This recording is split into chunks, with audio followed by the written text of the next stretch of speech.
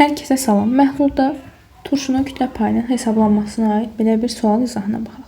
71 qram fosfor 5 oksid 129 qram suya daxil olunur. İlk olaraq reaksiya tənliyini yazırıq. B2O5 su ilə reaksiyasından alınır orta fosfat turşusu.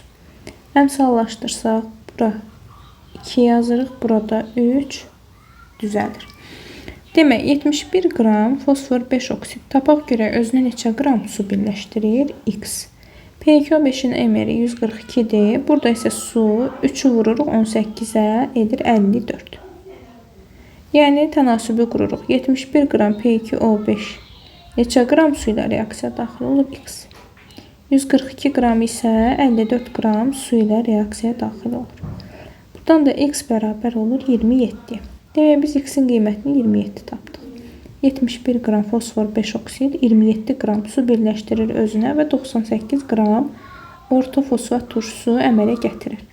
Əmələ gəlmiş yeni məhlulda turşumuz H3PO4 98 qramdır. Su isə 129 qram idi. Onun 27 qramı sərf olundu.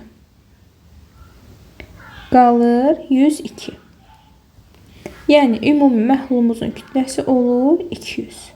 İndi bizdən alınan məhlulda turşunun kütlə payının tapılmağını istəyir. 98 qram turşumuz var, ümumi məhlulda 200-dür. 98-də 200-ün faiz dediyi üçün 100-ə də vururuq, 49 faizini təşkil edir.